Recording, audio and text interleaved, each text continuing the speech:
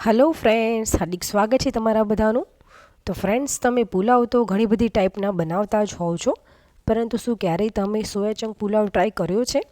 જો ના કર્યો હોય તો મારી આ રીતે એકવાર ચોક્કસથી ટ્રાય કરજો। ખૂબ જ ટેસ્ટી બને છે, ઘરમાં બધાને ખૂબ જ મજા આવશે। તો ચાલો એકદમ ટેસ્ટી એવો સોયા ચંક પુલાવ કેવી રીતે બનાવવો તે જોઈ લઈએ। તો અહીંયા મેં ગેસ ઉપર એક વાસણ લીધું છે, તેની અંદર 2 ગ્લાસ જેટલું પાણી એડ કરી દેવાનું છે અને હવે પાણીને ગરમ થવા દઈશું। થોડું પાણી ગરમ થઈ ગયું છે ત્યાર પછી તેની અંદર 1 ચમચી મીઠું એડ કરી દઈશું। અડધા બેલાલ સૂકા મરચાં એડ કરવાના છે।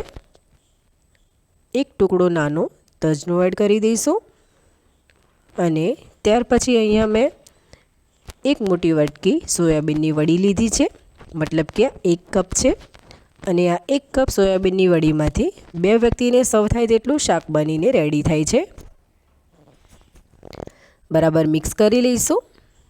ત્યાર પછી અહીંયા મેં 1 અડધા લીંબુનો રસ એડ કર્યો છે અને ફરીથી બરાબર મિક્સ કરી લેવાનું છે। તો ફ્રેન્ડ્સ, સોયાબીનની વડીની અંદર ટેસ્ટ આપવા માટે તમે જો પાણીમાં થોડુંક મીઠું, લીંબુ, સૂકા મરચાં અને તજ એડ કરશો તો ખૂબ જ સરસ ટેસ્ટ આવશે। હવે કૂક થવા દઈશું વડીને, મતલબ કે જ્યાં સુધી પોર્સ ખુલ્લા ન થઈ જાય ત્યાં સુધી। તો અહીંયા હવે 5 થી 6 મિનિટ જેવો સમય થઈ ગયો છે। સોયાબીનની વડી સાઇઝમાં ડબલ થઈ ગઈ છે, પોર્સ ખુલી ગયા છે અને અંદરથી પણ બરાબર કૂક થઈ ગઈ છે। આપણે આ સ્ટેજ સુધી કૂક કરી લેવાની છે।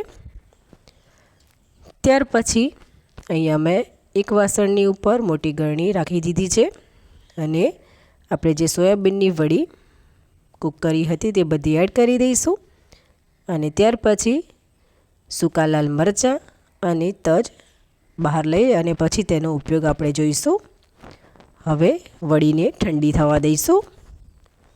તો અહીંયા બધી સોયાબીનની વડી ઠંડી થઈ ગઈ છે। ત્યાર પછી આપણે આવી રીતે હાથની મદદથી સ્ક્વીઝ કરી લેવાનું છે પાણી। તો આ પ્રોસેસ કરવી ઇમ્પોર્ટન્ટ છે। હવે અહીંયા મેં એક મોટું વાસણ લઈ લીધું છે અને તેની અંદર આપણે 1 મોટી ચમચી તેલ એડ કરવાનું છે। અત્યારે આપણે સોયાબીનની વડીને મેરિનેટ કરી રહ્યા છીએ। સૌપ્રથમ 1 ચમચી મીઠું એડ કરીશું। ત્યાર પછી અહીંયા મેં 1 ચમચી આમચૂર પાવડર લીધો છે। તમે તેની જગ્યાએ દહીંનો પણ ઉપયોગ કરી શકો છો ખટાશ માટે।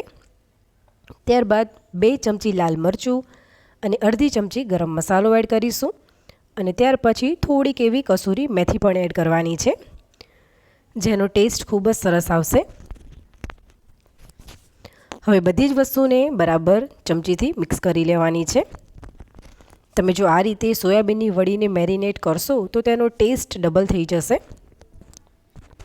તો અહીંયા મેં બધું જ સરખું મિક્સ કરી લીધું છે અને ત્યાર પછી જે સોયાબીનની વડી હતી તે તેની અંદર એડ કરી દેવાની છે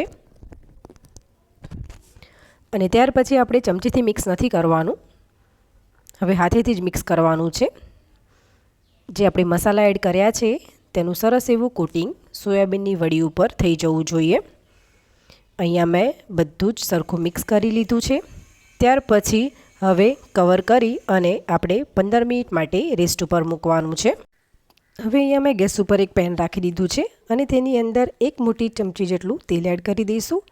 ત્યાર પછી અહીંયા મેં 1 મોટી ચમચી બટર પણ એડ કર્યું છે, જેનાથી ટેસ્ટ પણ ખૂબ સરસ આવશે અને બટરને તેલની સાથે એડ કરવાથી તે દાઝશે પણ નહીં। હવે તે ગરમ થાય ત્યારબાદ તેની અંદર અડધી ચમચી જેટલી રાઈ એડ કરીશું અને અડધી ચમચી જેટલું જીરું એડ કરવાનું છે। સ્પ્લટર થાય ત્યાર પછી અડધું લાલ સૂકું મરચું, 2-3 મરી, 1 નાનો તજનો ટુકડો અને તમાલપત્ર એડ કરીશું। ત્યાર પછી લીમડાના પાન એડ કરવાના છે અને અહીંયા મેં 1 લીલું તીખું મરચું ઝીણું કટ કરીને એડ કર્યું છે।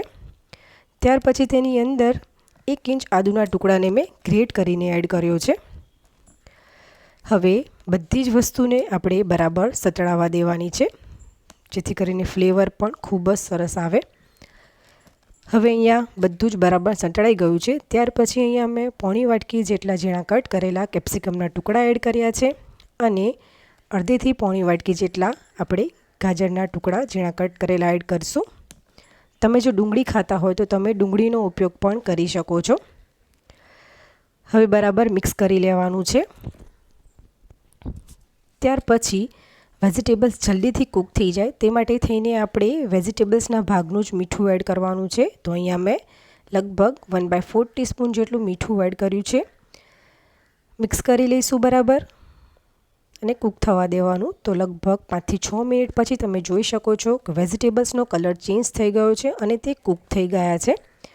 ત્યાર પછી આપણે જે સોયાબીનની વડી મેરિનેટ કરીને રાખી હતી તે તેની અંદર એડ કરી દેવાની છે. આપણે સોયાબીનની વડીને મેરિનેટ કરી છે એટલે તેનો ટેસ્ટ ખૂબ જ સરસ આવશે. આપણે વેજીટેબલ્સની સાથે એડ કરીએ ત્યાર પછી તેને લગભગ 3 થી 4 મિનિટ જેવું કૂક કરી લેવાનું. અહીંયા મેં મિક્સ કરી લીધું છે. ત્યાર પછી તેની અંદર આપણે મસાલો એડ કરી દઈશું. તો મસાલામાં મેં 2 ચમચી લાલ મરચું એડ કર્યું છે અને અડધી ચમચી હળદર એડ કરવાની છે. ત્યાર પછી તેની અંદર 1 ચમચી ધાણા જીરું એડ કરવાનું છે. બરાબર મિક્સ કરી લેવાનું છે. આ સ્ટેજ ઉપર હું અત્યારે મીઠું એડ નથી કરી રહી. મીઠું આપણે જ્યારે રાઈસ એડ કરશું ત્યારે એડ કરશું. હવે બરાબર મિક્સ કરી લેવાનું છે. તમે ફ્રેન્ડ્સ જો ક્યારેય આવી રીતે સોયા ચંક પુલાવ ન બનાવ્યો હોય તો એકવાર ચોક્કસથી બનાવજો. ખૂબ જ ટેસ્ટી બને છે, સાથે ઝડપથી બની પણ જાય છે.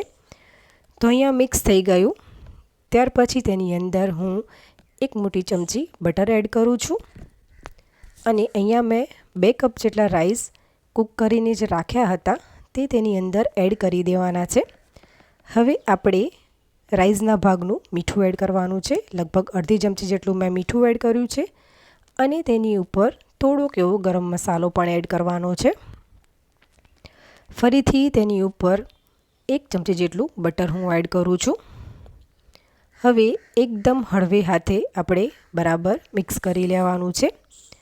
આપણે જ્યારે પુલાવ બનાવીએ ત્યારે એક વાતનું ધ્યાન રાખવાનું, જે રાઈસ કૂક કરીએ છીએ તેને આપણે ઓવરકૂક નહીં કરવાના, કેમ કે જો ઓવરકૂક થઈ જશે તો રાઈસનો જે દાણો છે એ તૂટી જશે અને ખાવાની પણ એટલી મજા નહીં આવે. તો અહીંયા મિક્સ થઈ ગયું. આ રીતે મિક્સ થઈ જાય પછી 4 થી 5 મિનિટ જેવું તેને કૂક કરી લેવાનું. તો એકદમ ટેસ્ટી એવો આ સોયા ચંક પુલાવ આપણો બનીને રેડી થઈ ગયો છે. ગેસની ફ્લેમ બંધ કરી લઈશું. ત્યાર પછી તેને મેં એક પ્લેટમાં સર્વ કરી લીધું છે. તો ફ્રેન્ડ્સ, તમે પણ જો આ રીતે ક્યારેય સોયા ચંક પુલાવ ન બનાવ્યો હોય તો મારી આ રીતે ચોક્કસથી બનાવજો. ખૂબ જ ટેસ્ટી બને છે અને ઘરમાં બધાને ખૂબ જ મજા આવશે.